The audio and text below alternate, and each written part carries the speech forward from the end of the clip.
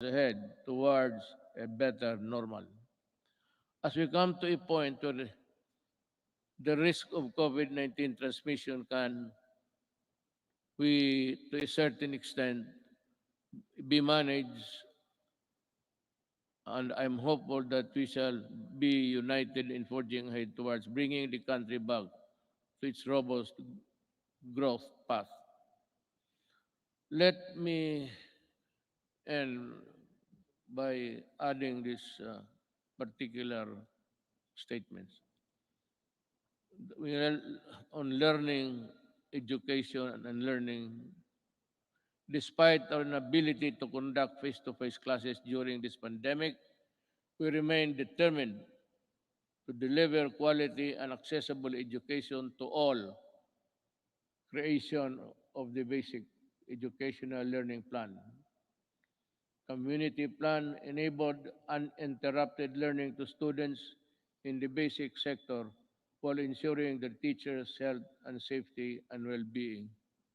While the pandemic has demonstrated readiness, resourcefulness, and capability of government to serve the Filipino people through the use of ICT and digital services, it has also shown its inherent deficiencies and weaknesses, as such that they ask Congress to pass an e-governance act that will set up transition of government processes to digital age. I'd like to add something on the protection of our overseas Filipinos. I also ask Congress to pass a law creating the Department of Migrant Workers and Overseas Filipinos. Kailangan po ito because they are suffering not all, they suffered not only yesterday but they are still suffering now with so many inadequacies in both our government response and including the monetary assistance. To ensure that there is a department that is solely focused on addressing the needs and taking care of the welfare of our countrymen abroad. Before I end, let me also touch on the environmental protection. It has also been 13 years since the Supreme Court to Mandamos ordered the rehabilitation of Manila Bay. Unfortunately, no immediate substantial action to comply with the Supreme Court's order was undertaken until 2019, when this administration started its long overdue rehabilitation. As of May 2019, operating all illegally operating open dam sites surrounding Manila Bay has been shut down, while 151 out of 187 LGUs surrounding the bay have now access to sanitary landfill.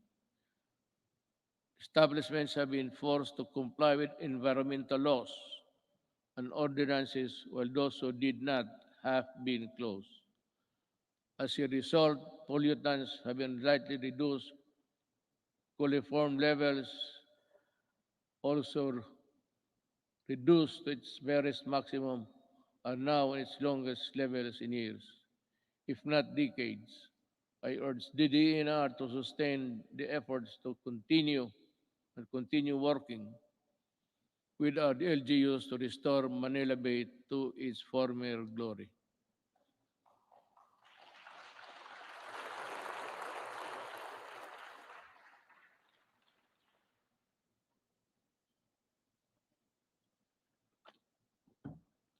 You know, just one little thing before we end. Yung pag-ano sa Manila Bay, where there is a corner where all of the garbage con, by current, by action of the current. Nandito marami sa likod ng Luneta.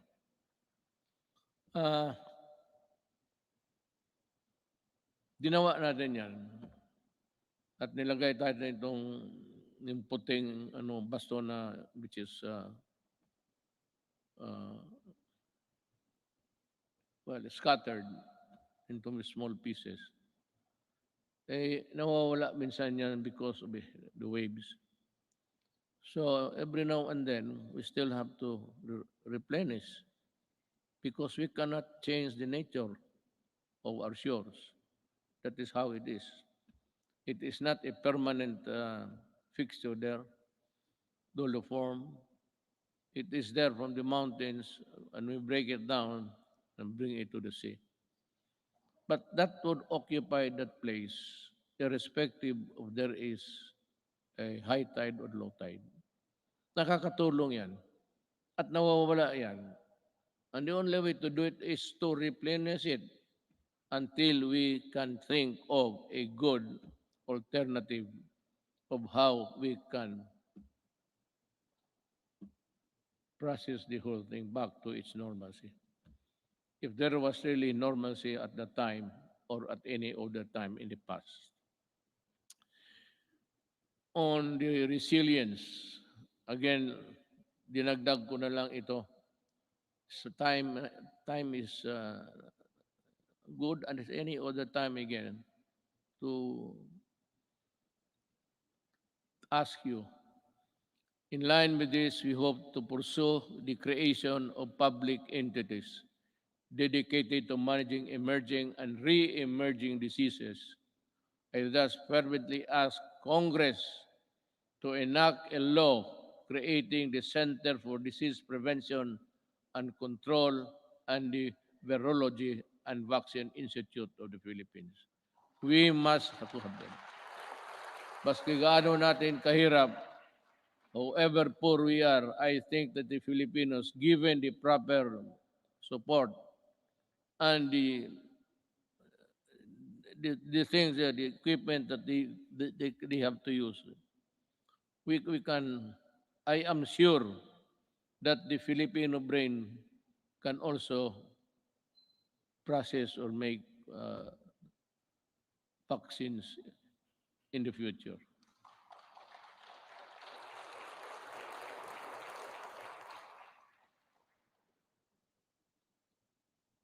Tapos na po yan, ma'am. I ask Congress to pass the yan, Disaster Resilience Act that will create the Department of Disaster Resilience.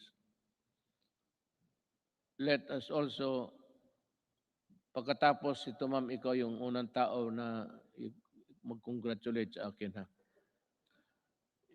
Kaya ako nagkautal-utal dito dahil sa iyo. Let us also pass the law implementing the Fire Protection Modernization Program to bolster the readiness of our firefighters and ensure their ability to respond to fires and disasters. Related to this, importante ang trabaho ng bombero, maniwala kayo. They must also be there during a disaster happening. Let us also push for the mandatory establishment of education centers in every city, province, and municipality throughout the country, which shall provide the basic needs and assistance to all evacuees during times of emergency. Now, there is now the uh, conclusion. Yes, I will. Ay, salamat. Uh, with Pochang Duterte to. The lights go out for this administration 11 months from now. The work that we started and expected to finish within constitutional time frame of 6 years has been told. Much was so for, but we need not despair. Desperation is a feeling alien to the resilient Filipino. A peaceful and prosperous Philippines is no longer a distant dream, but one that is within our grasp if our future Filipinos would also do it. If would continue, if they would continue and would seize the opportunity to work together. Malak, malaki ang papasalamat ng mga kababayan natin, lalo na silang sinasabi na mas panatag ang loob nila ngayon. Hindi na nababahala ang mga magulang na lumalabas ang mga anak nila naglalakad sa gabi.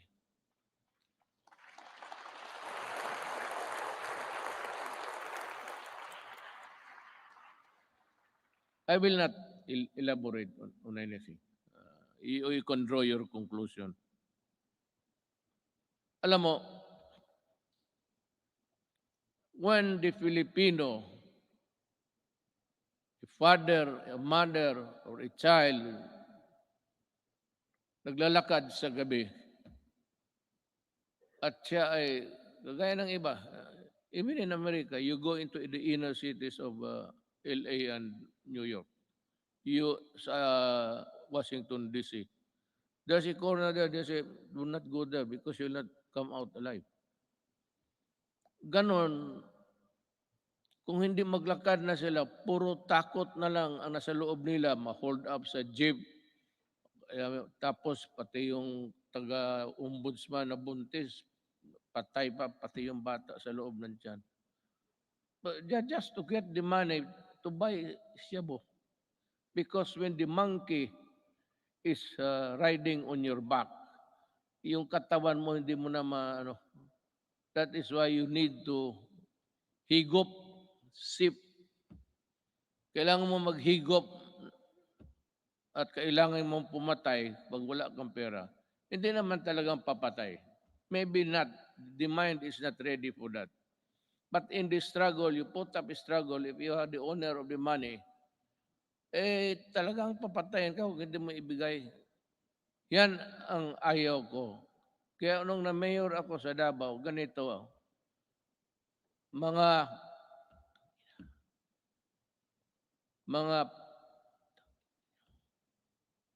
umalis kayo sa daan. Yung daan, yung public transportation is for public good. Huwag mo silang takutin na magkanto pag-uwi. Nandyan, nagiinom man sa... Yan ang hilig ng Pilipino. Mag-inuman. Hindi mo malaman ang mga nag-uwi na babae, they have to take another route that would be longer because nandyan mga standby. So the streets are unsafe. Hold up, pinapatay. Sabi ko doon sa Davao na lang, wag na lang ako dito sa Maynila. Hindi naman talaga ako nakikialam dito. Pero alam nila, alam ng pulis kung ano ang gusto ko. Magprangkahan tayo. Sabi ko sa pulis, isauli mo yan. The roads, the highways are for law-abiding citizens of this country. Yung mga kriminal, yung mga, the dregs of society, huwag ninyong gamitin yung mga daan, hindi para sa inyo yan. And I will see to it that you are not there. Be sure that when I pass by, I do not see you. Because if I see you, I will dance with you. Isauli ko. Kaya ngayon, medyo hindi naman talaga But yung mga sales girl, mga shopping center, panatag na ang loob nila. At least ang chances of being mugged, murdered, and raped. Yan ang ayaw ko. Pag malayo, nakahigop na, kunin yung pera, hilain doon sa medyo maliit na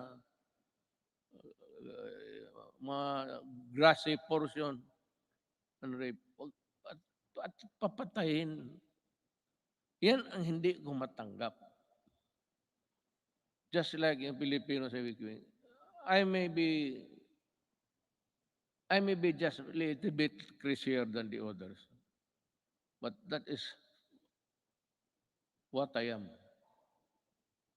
Ayaw ko yung, lalo na magsyabo ka, tapos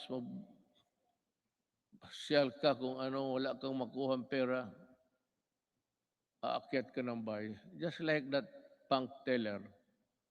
It was raining so hard, just like the rains that we had experienced. It was pouring almost cuts and nails. Ang lakas talaga ng bagsak ng ulan. She went home to knock the door and pump the door loud. But ang parents nilang matanda niyang parents, hindi nakarinig. So anong ginawa nitong mga sa construction workers? Yeah, because diyan nga ako galit sa dugay. Nabibili nila mura. So it's 200, 300. Susuyupin nila. At pag nakasuyop ng droga yan, maghanap ng alkohol yan. Sigurado yan. Pag tama ng alcohol, pati yung ano ng droga, it shrinks the brain. Yun. Yung babae, she was just picked up and brought to the construction site near the house. Tapos ni-rape doon, pinatay, sinunog pa. Oh, yan ang hindi ko talaga maintindihan. I cannot recall yung bata na 3-year-old rapin mo. Ang problema nito, ang nakikita nila, ang patay ng mga kriminal. Well, how about the victims on the other side? Bakit hindi ninyo tignan and see what these criminals have done to our children, to our wives and daughters? May listahan kayo. Ang listahan ninyo doon sa namatay, hindi ba kayo maligaya niya, wala ng kriminal? Pero pag tinry mo dito, ilan ang patay na inosente, pati pulis ko at sundalo na mamatay dyan. Baka akala ninyo kriminal lang. So that is my lamentations and I just want you to hear.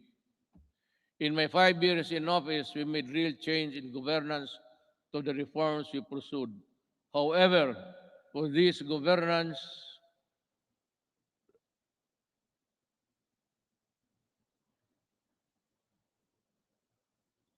must be sustained and broadened. We need to make, I'm just getting my ear. Naghihingal ako. Baka dito ako mamatay pagka-presidente. Iba na ang pitik ng ano ko ngayon. Ng kasing-kasing ko.